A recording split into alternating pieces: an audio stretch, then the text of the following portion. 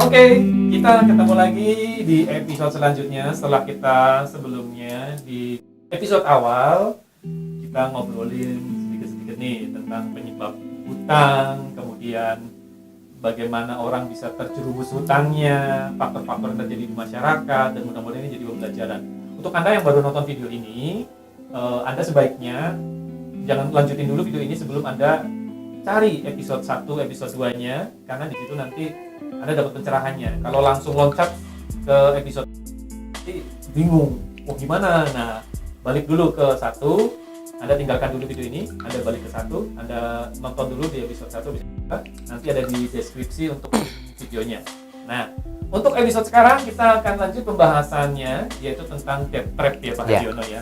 Debt trap itu kalau bahasa awamnya adalah gali lubang tutup lubang, bahasa PNR-nya. Iya, bahasa sederhananya seperti gali lubang tutup lubang. Dalam bahasa keuangan atau tentang hutang adalah debt trap. Debt trap. Oke, Pak Diono bisa cerita nih orang-orang yang kena debt trap itu kronologinya. Mungkin ada yang pedagang kecil ya, seperti pembahasan di episode sebelumnya adalah kasus seorang pedagang mie ayam, mungkin hutang nggak seberapa, tapi kemudian dia cari lubang lagi untuk nutup, dia punya angsuran makin banyak dan akhirnya hutangnya sampai 44 titik tadi. Nah, mungkin itu juga atas bujukan dari Bang Plecit yang pertama mungkin Pak Diono. Bisa terjadi Pak ya? Bisa. Jadi kadang bukan bujukan, modus ya. Tanda kutip modus. Jadi gini, misalkan beliau punya utang ke Bank Plecit A. Nah, di tengah jalan dia nggak bisa bayar. Nah, yang Bank Plecit A ini akan ngajak temennya yang Bank Plecit B untuk danai. Untuk danai uangnya, nanti berarti dia kan untuk 1 pekan berikutnya akan lancar. Nah, nanti setelah itu dia mungkin kan sepekan berikutnya, ini kan uang habis nih. Dia akan ngajak Bank Plecit C. Itu. Jadi itu teman-temannya sebenarnya. Iya, sebenarnya nongkrongnya di satu tempat aja. Itu dan itu banyak. Dia nongkrong di warung kopi sesama Bank Plecit ini ya. Iya. Ini tempatmu ada macet, ada itu. Gitu ya. Jadi tukar-tukar juga. Jadi mereka karena apa? Yang namanya orang lapangnya itu taunya ke setor ke sana, punya taunya setoran. Jadi mereka kadang berpikir praktis, yang penting tidak diomel-omel di kantor, dan dia setiap bulan si nasabahnya pada lancar. Itu sehingga masalah klasik di bank-bank kecil kayak gitu ya, banyak karyawannya yang pusing sendiri juga karena bermain di situ. Ya, karena juga kalau kita bicara di hadis riwayat Ibnu Majah, barang siapa berhubungan dengan riba, di akhir hidupnya adalah kemiskinan. Sehingga pegawai-pegawai yang bermain di level itu juga rata-rata nggak punya apa-apa. Nanti jadi terbukti ya. Rata-rata nggak punya apa-apa, dikatakan miskin. Iya. Ya. Ini kita contoh ilustrasi untuk debt trap yang menimpa ini suami istri sama-sama bekerja, satu PNS satu tidak. Yang istri yang PNS, yang suami bekerja di perusahaan swasta. Nah, beliau sudah bosan ngontrak nih, bosan ngontrak, jadi kepengen punya rumah. Nah, sementara keuangan tidak ada. Akhirnya si istri ini ngambil SK-nya sekolah, tanda kutip, untuk dan itu hanya untuk DP Mas. Untuk DP rumah pakai SK. Sudah DP-nya hutang. Ya, nah setelah itu KPR. Pakai payroll atau potong gaji suami. Ya, jadi sehingga ini suami istri sudah kepotong semua nih. Istri untuk DP, SK-nya, suami untuk payrollnya. Nah, sudah.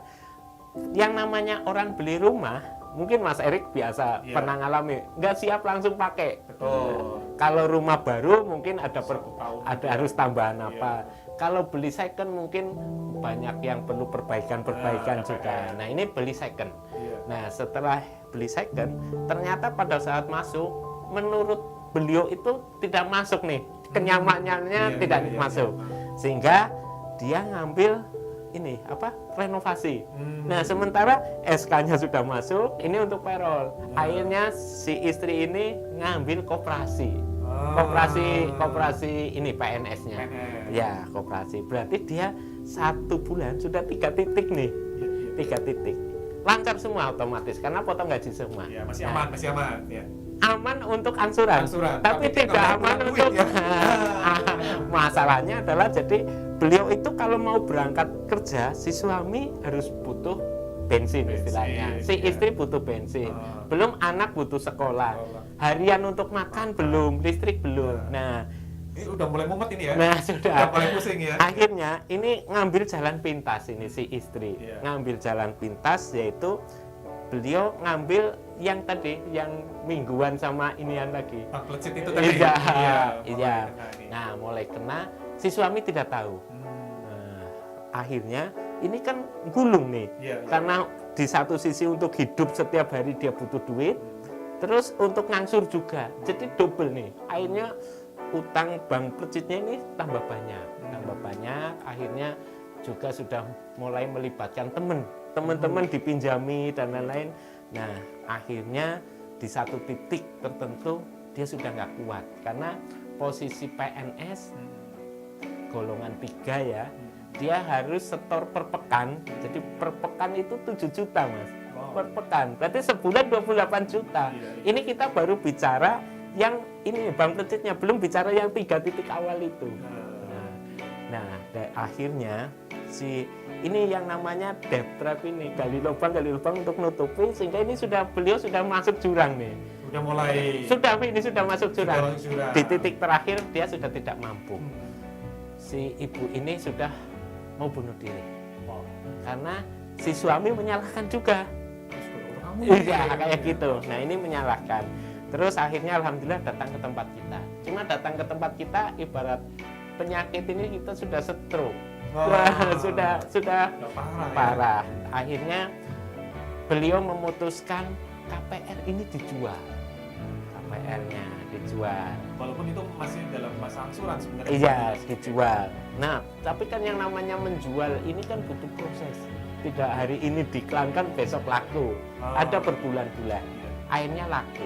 Ternyata begitu laku, yang lunas hanya ini, KPR-nya otomatis lunas karena sertifikat di sana.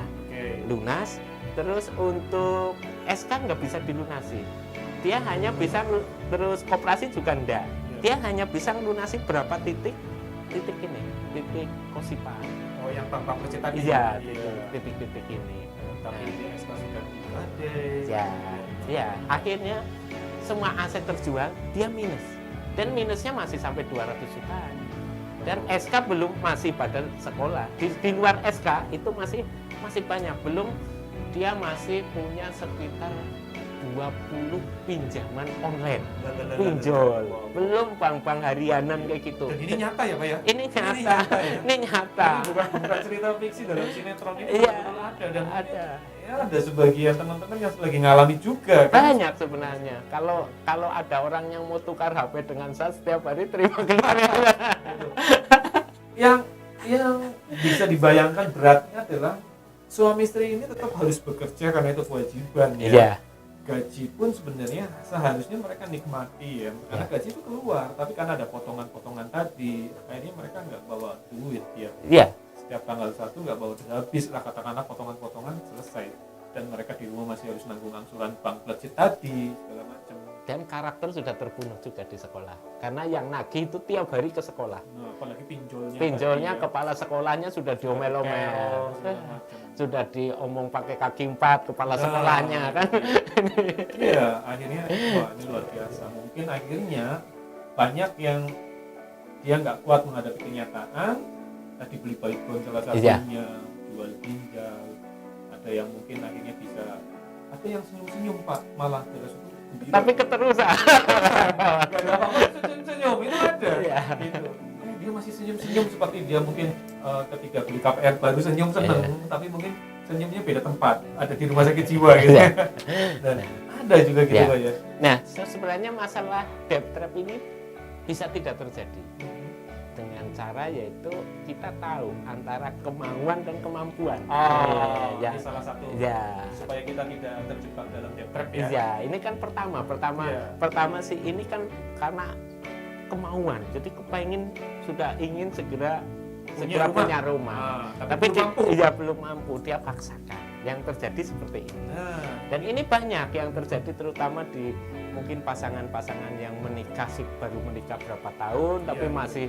masih dengan mertua mungkin ingin cepet mertuanya rada Iya. judes apa temennya gitu ya. ya Kemudian ini ingin cepet-cepet Misah. misah istilahnya. Ah. Ini kadang seperti itu. Belum nanti setelah ini ada angsuran kendaraan, ada apa sehingga banyak putus di tengah jalan. padahal Ini kan- begini Pak, kalau bicara tadi dia nyampur dengan mertua kemudian nggak betah. Iya. Nah, mertuanya mungkin terlalu banyak campur atau dan lain sebagainya lah ya, yang membuat faktor dia ingin misah tapi dia nggak mampu. Sebenarnya nggak harus memaksakan untuk KPR ya menurut saya. Iya, bisa kontrak Kontrak. dulu. Kontrak belum mampu, kontrak rumahnya agak besar, kontrak rumah yang kecil, Iya. satu kamar, Iya. ya, atau masih keluarga Iya. pengantin belum lama kan, Iya. atau mungkin kontrak rumah yang kecil pun belum mampu karena disesuaikan dengan pendapatan, mungkin bisa kos Iya. kos yang agak Besar. satu Iya, satu yang kamar, bulanan. ada kamar mandi di Iya, dalam kan iya. banyak gitu ya Pak ya. Iya. Nah ini mungkin tips buat teman-teman. Jadi sebelum Anda masuk ke jurang debt trap tadi, Iya. sebaiknya Anda sesuaikanlah antara kemampuan dengan kemauan dengan kemampuan. Artinya menurut saya sih jangan kemampuan dipaksakan mengikuti kemauan. Iya. Tapi mendingan kemauan yang mengikuti kemampuan. Kemampuan kita kontrak, oke kontrak. Kemampuan kita baru bisa bayar kos, ya udah kos aja gitu kan Pak ya. Iya. Itu mungkin akan lebih nyaman, damai. Bisa jadi yang kos sekarang 4 tahun 5 tahun ke depan malah justru bisa beli rumah cash.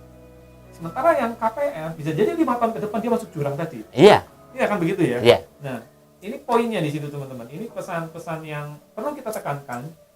Jangan paksakan kemampuan untuk mengikuti kemauan Anda. Mending kemauan mengikuti. Ya. Gitu. Toh, kita nggak akan jadi turun derajat ketika kita harus kontrak. Benar nggak Pak? Iya.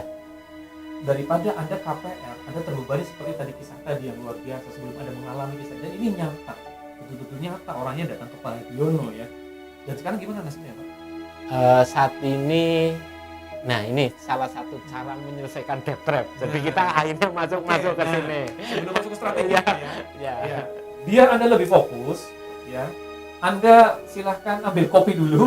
Anda bikin kopi ya biar lebih fokus ya, karena untuk strategi penyelesaian debt trap-nya di episode berikutnya ya. Ya. Tapi karena tetapi sebelum saya tutup episode yang ini, sekali lagi ya, sesuaikan antara kemampuan dan kemauan ya.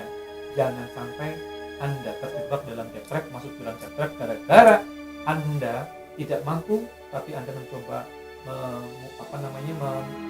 meraih kemauan yang sebenarnya itu belum saatnya Anda raih. Mending Anda kuatkan kemampuannya agar kemauan Anda bisa dibeli dengan cara cash. Kita ketemu lagi di episode berikutnya. Jangan lupa subscribe, like, dan kemudian share sebanyak-banyaknya ke orang-orang di sekitar Anda agar semuanya bisa hidup bebas hutang. Ya. Lanjut ke episode berikut tentang strategi penyelesaian debt trap. Ya. Ketemu lagi.